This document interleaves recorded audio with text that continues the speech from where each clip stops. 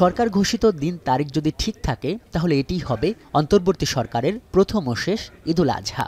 আপামর মুসলিম জনতার প্রতি সরকার প্রধান হিসেবে এই ঈদের বার্তা তুলে ধরতে প্রধান উপদেষ্টাকে টিভি স্ক্রিনে হাজির হতে দেখা যায় কাটায় কাটায় সন্ধ্যা ৭টা বাজলে। শুরুতেই প্রধান উপদেষ্টা বলেন, কোরবানির মাহাত্ম্যকে ধারণ করে লোভ স্বার্থপরতা মুক্ত হয়ে সমাজ ও রাষ্ট্র বিনির্মাণে নিজেদের নিয়োজিত করতে না পারলে ঈদ আনুষ্ঠানিকতা ছাড়া আর কিছুই নয়। কোরবানির পশুর চামড়ার ন্যায্য মূল্য, পরিষ্কার পরিচ্ছন্নতা, হজ যাত্রা ও ঈদ যাত্রা নির্বিঘ্নে সম্পন্ন করতে সরকারের নেওয়া পদক্ষেপের কথা শুরুতেই উল্লেখ করেন তিনি। পশুর চামড়ার ন্যায্য মূল্য নির্ধারণ, বর্জ্য ব্যবস্থাপনা সহ সার্বিক বিষয়ে সুষ্ঠু ব্যবস্থাপনা নিশ্চিত করতে সরকারের একটি উচ্চ পর্যায়ের কমিটি কাজ করছে। এরপরে সরকারি সেবা ও ভোগান্তি নিয়ে কথা বলেন ডক্টর ইউনূস। বলেন, নাগরিক এনআইডি, পাসপোর্ট, লাইসেন্স সহ সরকারি সকল সেবাকে একটি ডিজিটাল প্ল্যাটফর্মের আওতায় আনতে কাজ করছে সরকার। আমাদের চেষ্টা হচ্ছে প্রতিটি মন্ত্রণালয় থেকে যতগুলি সেবা এর আওতায় আনা যায় সবগুলোকে নিয়ে আসা। আমরা চেষ্টা করছি যাতে শিশু জন্মগ্রহণ করা মাত্রই তার জন্ম সনদ পেয়ে যায়। ওটাই হবে তার নাগরিক স্বীকৃতি এবং রাষ্ট্র কর্তৃক তার দায়িত্ব গ্রহণের অঙ্গীকার। ওইখান থেকেই যাবতীয় সকল সনদ সে তার নাগরিক অধিকার হিসেবে ক্রমাগতভাবে সম্মানের সঙ্গে পেতে থাকবে। এক অফিস থেকে আরেক অফিসে তার দৌড়াতে হবে না, দালালের পেছনে মাসের পর মাস ঘুরতে হবে না। প্রধান উপদেষ্টা বলেন, ঐতিহাসিক অভ্যুত্থানের পর এই সরকার যখন দায়িত্ব গ্রহণ করেছে তখন ১৬ বছরের লাগামহীন লুটপাটতন্ত্রের কারণে ভয়াবহ এক অর্থনৈতিক পরিস্থিতি ছিল, যা এখন ইতিবাচক সূচকে ফিরিয়ে এনেছে তার সরকার। জুলাই গণহত্যার বিচার, অর্থনৈতিক সংস্কার নিয়েও কথা বলেন প্রধান উপদেষ্টা। আমরা সর্বোচ্চ চেষ্টা করেছি দেশের মানুষকে লুটপাটতন্ত্র থেকে বের করে আনতে। আপনারা জানেন, বিগত ১৬ বছরে উন্নয়নের নামে মেগা প্রকল্প নিয়ে কী পরিমাণ লুটপাট হয়েছে। মেগা প্রকল্পগুলো যেন হয়ে উঠেছিল মেগা ডাকাতির প্রকল্প। আমরা দায়িত্ব গ্রহণের পরপরই বিভিন্ন উন্নয়ন প্রকল্প পুনরায় মূল্যায়ন করে দেখেছি যে প্রায় সব প্রকল্পেই ভৌতিক ব্যয় ধরা হয়েছে। শুধুমাত্র সড়ক পরিবহন ও মহাসড়ক বিভাগ, সেতু বিভাগ, রেল মন্ত্রণালয়, বিদ্যুৎ বিভাগ, জ্বালানি ও খনিজ সম্পদ বিভাগ, এই 5টি বিভাগে ব্যয় সংকোচ করা হয়েছে ৪৬,৩০৮ কোটি টাকা।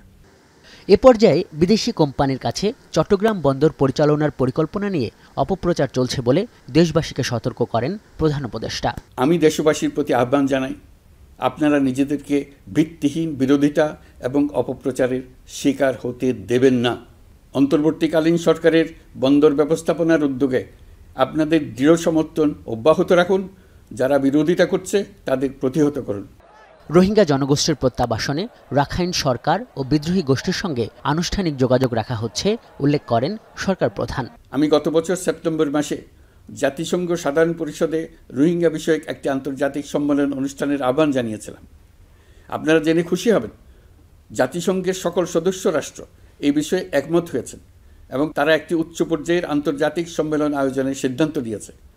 এই বছর সেপ্টেম্বর মাসে যুক্তরাষ্ট্রের নিউ ইয়র্কে এই সম্মেলনটি অনুষ্ঠিত হবে। জাতিসংঘের মহাসচিব গত মার্চ মাসে ঢাকা সফরকালে রাখাইন রাজ্যে মানবিক বিপর্যয়ের মোকাবেলার জন্য একটি ত্রাণ চ্যানেলের প্রস্তাব করেছিলেন।